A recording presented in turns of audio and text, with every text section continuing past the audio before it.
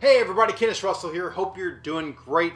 Today I'm going to make a video on the reasons why I love and hate the GR55. Now I probably was one of the first, in fact I know I'm one of the first people that have ever used the GR55. Back in the day, towards the end of 2010, I really wanted to get into the guitar synth world. At the time I was playing in church and it was just me on the guitar. And sometimes we might have a bass player, sometimes we might have a keyboard player, but oftentimes I was the one that was trying to fill out the whole sound, and I just had an acoustic guitar. So I went out and I bought this Godin XTSA right here, which I love after replacing the pickups in it. And when I was looking at buying a guitar synth, at the time they had the GR20, and I looked at when that was released, and I think it was in the early 2000s or mid 2000s, somewhere there. And I thought, you know what, I'm gonna wait till NAMM 2011 in January, I think it is, and see if they're gonna release, and Roland's gonna release a new guitar synth. And sure enough they did. I was like, when NAMM happened, I was like YouTubing NAMM constantly, just NAMM 2011, just to see if anybody was posting videos on the Roland GR50 or the new Roland guitar synth. Okay, sure enough, the GR55 was released, and I was super excited. I knew I was going to buy it. I'm not sure what it costs now, but at the time it was $800. So that first batch that they put out was the batch that I got. Matter of fact, when I went to Guitar Center to buy it, I knew they had it. I called ahead to get it, make sure that they had it in stock. I went there to pick it up, and I said, hey, I'm here to get the GR55, and he had no idea what I was talking about. And I said, it's right there up on the top shelf. So anyway, he gave it to me. I bought it. I was happy to get it. Well, when I got it home, there was a few things that I really liked about it. I liked the overall features as far as the sounds that it could produce. I was very satisfied with that. But the form factor, the functions, how to practically use the GR55 really frustrated. So I'm going to give you some of the reasons why I like the GR55, and then the reasons why it really is kind of like a love-hate relationship. Roland, if you're watching, I don't know if someone needs to like translate this into Japanese or because I think these are made in Japan, but let me tell you what you need to change whenever you release the new guitar synth. And if you release a new guitar synth, please do me a favor, send me one, because I'll make some videos of this. Because I can tell you right now, I've sold hundreds of these for you on my YouTube channel. There's been at least, no joke, at least probably 20, 25, 30 people that have said just in comments, I bought the GR55 because of your videos. So you're welcome for that. And if you want to show your gratitude, send me your next one that you get. Anyway, so with this, you can see here that on the GR55 there's one volume pedal, and then there's three things here. Okay, there's three button foot pedals here. Now this may seem like, okay, great, you can control 4 different things with this. Wrong. They made it where you can control one different thing with these. This right here is the control pedal. What's ironic is the GR33 had more options on this than the GR55 does. Doesn't even make sense. The only thing that these guys do here is they select the banks. That's it. So when you have like your patch that you've created and you can use this to select them, that's all that they do. Well, that's worthless.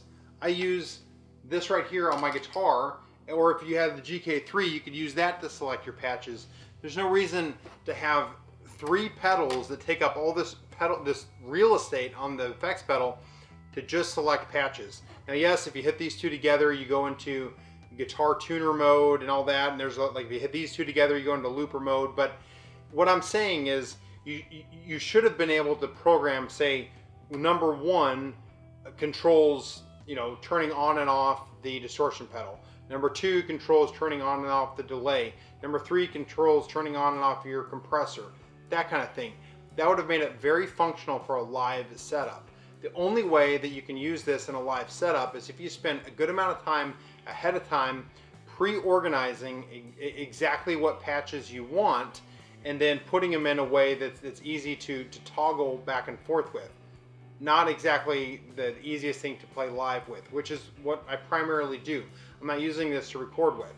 Which leads me to the second thing that I didn't like about it, is when you switch patches, there's a split second where you lose the sound. So you might think, well, all you got to do is create a bunch of different patches, you know, so you might have, okay, like your clean sound patch, and then the same exact patch, but with distortion on it, okay? No, it doesn't work that way, because when you switch to the new patch, it's like it goes, there's a moment where it breaks and reloads the new patch. So it doesn't cross over into the new patch seamlessly. Not a big fan of that. So if you could fix that, Roland, that'd be awesome for the next one. Again, feel free to send me one. I will use it and I will review it, and it'll be great. I guarantee people will buy it because of these videos. All right, next thing that is frustrating with it is the menu options. This is just ridiculous as far as the menu is concerned. Now, this is what I don't understand. Other products that Roland Boss makes did this really well. Matter of fact, like the Boss GT10, I believe it's the GT10, it has up here, like on top of the window, it's got actual, I know this is a shocker, actual knobs that you can use to dial in your sounds. What they should have done was made like 5 or 6 or 7 or 8 knobs up on top or down below somehow that control different functions. So in other words, when you're dialing in your sound, you know, say like a distortion pedal, for example, you know, a typical distortion pedal might have 3 or 4 knobs on it. Okay, so say you've got your gain, you've got your level, and you've got your tone, just those 3. In order to get in here and do that, I've got to get into it. Okay, I'm gonna go into it, and then I'm gonna say, okay, I want this to, you know, I'm gonna put the gain at 50, and then I'm gonna put the level at 40, and then I'm gonna put the tone at 6. Okay, that I don't want to have to scroll through this in order to do it. Okay, so I want to be able to just turn the knob like I would any other pedal. It'd have been so great for it to just on there somewhere in the distortion. It indicates that knob 1 controls the gain, knob 2 controls the tone, knob 3 controls the level, and then you just tweak it however you want, and when you exit out, it saves the setting. That would have been awesome. So add some knobs to the GR55, some actual knobs. There's only one knob, and that's just a volume knob on this. Everything else is like getting into the computer side of things. As a matter of fact, when I first made the demos of the GR55, I first put them out. You can go back and watch the videos from 7 years ago, but basically I said, listen, this is not an easy piece of gear. If you're interested in this, you're gonna have to read through the manual. Literally read through the manual. And I think at one point I said, you're gonna have to spend 3 to 4 hours just learning this unit in order to get into the functionality. Now, I think about a year after it came out, somebody came out with a like a software-based thing. You can plug it up into the computer, and that helped a lot. I only used it once just to test it out, but I had already gotten used to how to dig in and dive, so I didn't want to learn anything new. So I don't use that program, but there's a program you can use with this. But again, I think that was a third-party person, just a person made it, open source. Roland, why wouldn't you make that if it's so difficult to get in here? So having the knobs would have been very, very nice. That'd have been great. And then, you know, making these the patch, being able to change patches, that would have been awesome. But even more so, the Boss ME80, which is made by Roland Boss, it almost looks very, very similar to this. It's a very similar form factor, and they have these awesome like double toggle these foot controller things where if you push down on the top, it's one. If you push down on the bottom, it's another.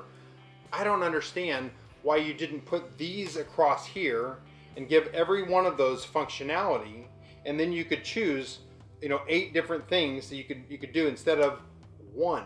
Doesn't even put it on here where you could control 2 different things with the control would have been better than that.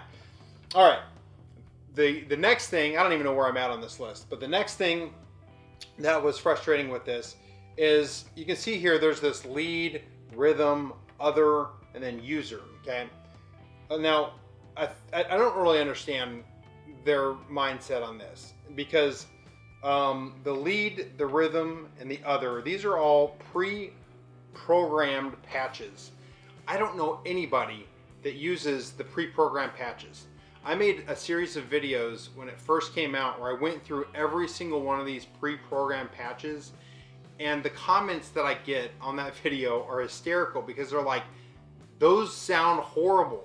The GR55 sounds ridiculous. And you know, it is. So I think what happened is that they rushed out this thing. Like they just had somebody just pre-programming, creating patches in order to you know, just get it out on the market. I can kind of understand that, but here's the thing: from an end user perspective, I'm never going to use your pre-programmed leads. I'm never going to use your pre-programmed rhythms and the others. Matter of fact, in my original videos I made on the GR55, I said these are almost worthless. At best, they're kind of like a good starting point that you could save over, but they're not great. They're not. It's not a good place. They're not very well made. They're just really not. So you know, they could have spent a lot less time. I think that each one of these has 300. So there's like 900 pre-programmed sounds. You don't need 900 pre-programmed sounds. You just don't need it. Now, I don't know if this was a marketing thing, so that like in the store they're able to just tap on here and kind of get an idea of what it does. But you know, again, you've got 3 buttons here for different patches and then 1 user patch. Why it wouldn't be somehow organized differently? And by the way, you can't save over these lead patches. You can't say, well, I like this lead sound, I'm gonna adjust it a little bit and then save over it. No, these are what it is. These don't change. So you only have this 1 user. Matter of fact, I think I've pushed these buttons right here more in the last 5 minutes than I have in the last 5 years. I don't think I've ever used these. I'm only in the user function. So, okay, moving on to the next couple things. On the back here, this is what the back looks like. And I added something here, right here, where you can see it says send and return. Okay, well, what is that? Well, in order to access the GR55, here it is, you have to have a guitar that uses this 13-pin pickup.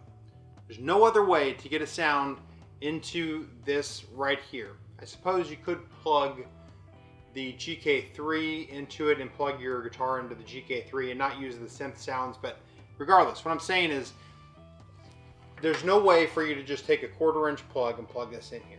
Now, what that does is it limits you to be able to use this in any practical way other than having 1 guitar that you use for this. Most people are not going to have 2 or 3 or 4 guitars that have GK3s put on them, or like this guitar that has the built-in guitar or built-in 13-pin pickup.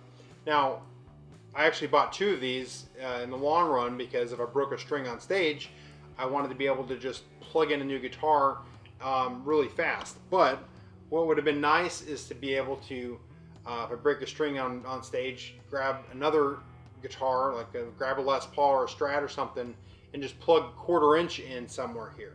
So that's what I did, is I created this effects loop, kind of effects loop in here. So I'm able to, if I go into, I think it's, yeah, if I go into, Synths, I can plug a 1/4-inch into this. Now the other thing on that same lines, now if you do a 1/4-inch into it, you're not going to get the synth sounds. It's just the guitar sounds in this. This is, you know, the synthesizer. Well, but it's better than nothing. Okay, so the other thing that I did with this send and return is I was able to create basically an effects loop so I could hook up other pedals. And that would be like the next thing that I would point out that is frustrating with this is you know, someone like me, I've invested a lot of time and money into finding like the perfect pedals that I like. You know, you might have that one distortion pedal you really, really like, and you can't really use it because there's no way for you to get it into this unit. So I created this effects send and return so that I can go, let's see, how do I do that? I can go, yeah, I can just plug my pedal into these. Can't remember which one. Send, return. Oh yeah. The guitar is going in here, and it's sending it out of here, and then returning it into here. So I'm basically able to put an effects pedal in this loop here, and use it. So that's kind of a nice thing that they should have added to this. Now I understand why they didn't. They probably didn't want to do it because at the time, I think that same NAMM, or it was perhaps the NAMM, that summer NAMM after that, they released the Boss GT100, and I think what they didn't want to do was have people go, oh, well, here's the flagship, effects pedal thing, and people will buy this instead of buying the GT100. Well, maybe, but I don't think so, because people that are buying this are wanting specifically the synth factor. They're not gonna, people that are wanting the GT100 are not gonna buy this unless they want the synth thing. So it didn't really, it kind of understand, they didn't want to kind of cannibalize their sales, but I'm not gonna buy both of these. I'm not gonna buy a GT100 and a GR55, so you're not losing a sale in that sense. Anyway, an effects send would have been great, and also an effects send, even the way that I wired this internally, it only puts my pedals in the front. So it's like as if, in other words, like my guitar is going into the pedal and then going into the GR55 is what this return send does. I would have really liked to have it be able to go in before or after different effects. So in other words, I would have loved to be able to have like the compressor on here on the GR55 and then go into my distortion pedal and then go into delay or whatever that's built in here. That would have been nice. So somewhere in here, being able to have an effects sends, and then inside be able to control where that send goes in the GR55 would have been nice. And then finally, here's my last thing, and then I'll let everybody go because this is getting to be a long video and a little bit of a rant video, which I really don't do rant videos, but like I've said, I have a love-hate relationship with the GR55, and I do love it. It does some things awesome, and it's just a little frustrating on some other things. Now, actually, to solve one of the problems of the lack of pedals, the switches here, I just recently got this MIDI commander that is awesome. It's great. It's not super huge.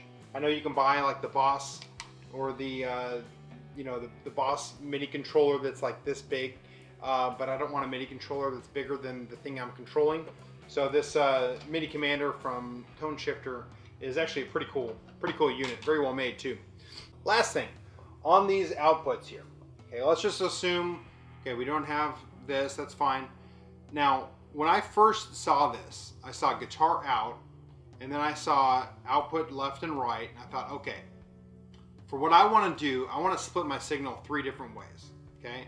I would love to, because, okay, imagine this, like I'm playing, I want to be able to send to the front of house guy my guitar sounds, and then I also want to be able to send him the synth sounds, or her, it happens to be him where I'm at, and send her them the synth sounds, okay?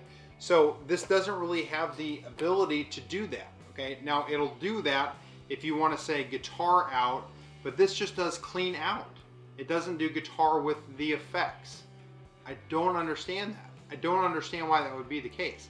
Why wouldn't you say, hey, take you program your effects, you've got your distortion, you got your delay, and you got all that, and we want to send that signal out, okay, like channel 1 out, and then our synth sounds that, like, for me, I do like a lot of pads and strings and that kind of thing, to be able to go out and then control that. Doesn't make sense. Why not be able to program this in here to say, each of these outputs, I want this to go out this, and this to go out this. I know it could do it. Like, in theory, it could do it. So what I had to do, is this, and this is very, very frustrating, is basically I still use, for the most part, external effects with this. Now, I think that with the MIDI commander. I'm going to try to get this down to where I'm just using the GR55, but I would love to be able to just send that out, because I don't want to be the one responsible for mixing my synth and guitar sound on stage. I'm listening to in-ears. I don't hear what's going out in the house. And rather than them having just an overall volume to turn me up or down, guitar and synth, I wish that they could have split that out here in the back somewhere. So anyway, there it is. There's my rant. There's me in a joyful, calm way saying, Roland, I appreciate you. Appreciate you making the GR55. It seems like you might be at the point where in the next NAMM, perhaps 2019, it'll have been 8 years since this came out. Jeez, I'm getting old. 8 years since this came out. If you're coming out with a new one, please give me a call, or at least watch this video. Somebody share this with Roland so they can make them a better product. Even though I do like it, it could definitely be better. Anyway, Kennis Russell out. Thank you so much for watching this super long video. I normally don't do this like this. I was gonna drink some coffee while I was doing this video, but I forgot to drink anything. Now my horse is all raw. My horse is all raw. My throat is all raw. Anyway, Kennis Russell out. Thank you so much for watching. If you like this video, hit the thumbs up, subscribe to my YouTube channel, and I'll see you in another video.